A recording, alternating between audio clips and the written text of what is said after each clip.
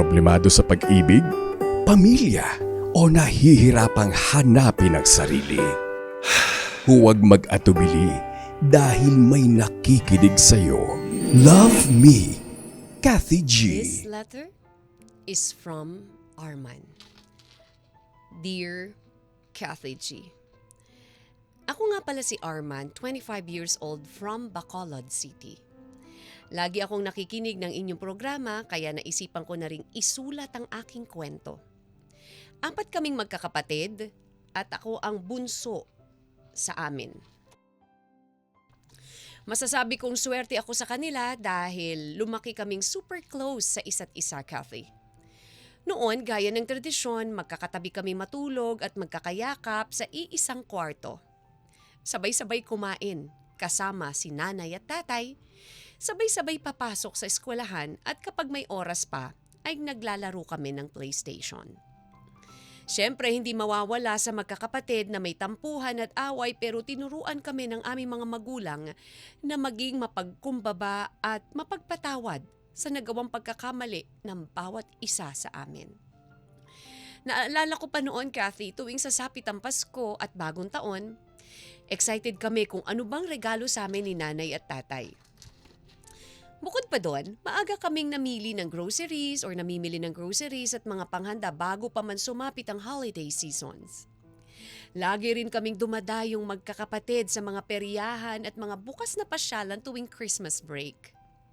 Kapag sasapit na ang simbang gabi, sabay-sabay rin kaming gigising ng madaling araw para makumpleto at mag-wish sa huling araw ng simbang gabi.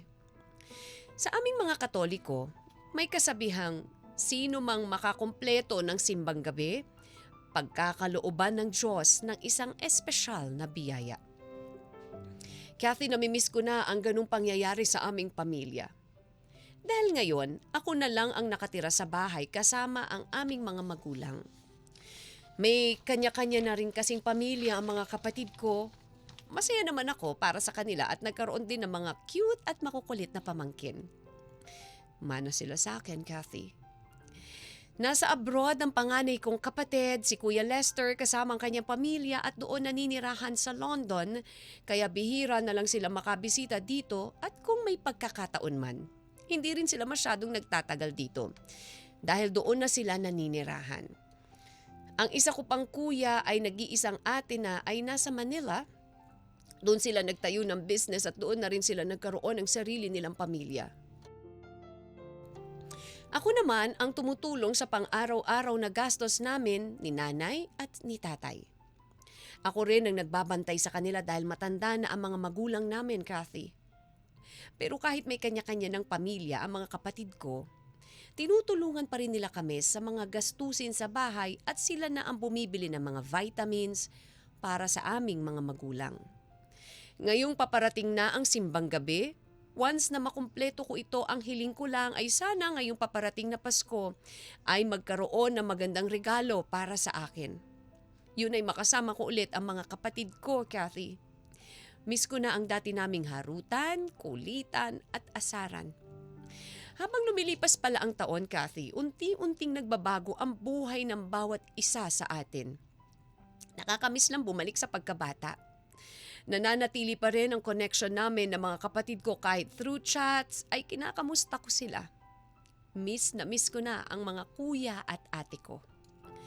Kathy, aaminin ko, may part sa sarili kong naiinggit ako sa pamilyang meron sila ngayon. Dahil ako, nag-iisa sa darating na Pasko, wala pa rin akong girlfriend.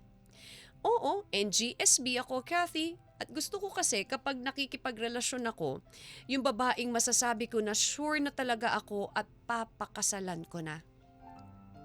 Yung mapagmahal rin sa pamilya at syempre yung may mabuting puso. Bonus pa yung sexy at maganda. Pero isama natin sa package na hinahanap ko ang pagiging maganda at magandang smile. Isasama ko rin pala sa wish ko, Kathy, na mahanap ko na ang star ng Pasko ko. Ready na ako magmahal ng buo sa babaeng itatadhana para sa akin. Malay mo, Kathy, isa na pala sa listeners mo ang para sa akin. Siguro panahon na rin para magbigay ako ng oras sa aking sarili. Kathy, Paano ko ba malalaman kung ang taong yon ay para na sa akin? Wala rin kasi akong idea kung papaano manuyo sa isang babae dahil kung meron man akong matipuan ngayon ay hindi ko alam kung papaano ko to sasabihin gusto ko siyang makasama ngayong Pasko or sa entire na buhay ko. Meron naman akong idea pero hindi ko alam kung effective pa ba ang payo ng mga napapanood ko sa social media. Baka kasi mamaya gawang AI lang siya kaya duda na rin ako. Kathy, humihingi po ako ng tulong kung papaano ba manligaw. Nahihiya kasi ako sa ganitong edad kung malalaman ng babaeng gusto ko na hindi pala ako marunong manligaw. Umaasa ako na mapapayuhan niyo ako. Maraming salamat po sa pagbasa ng aking sulat and Merry Christmas to everyone. Gumagalang, Arman. Love Me, Kathy G.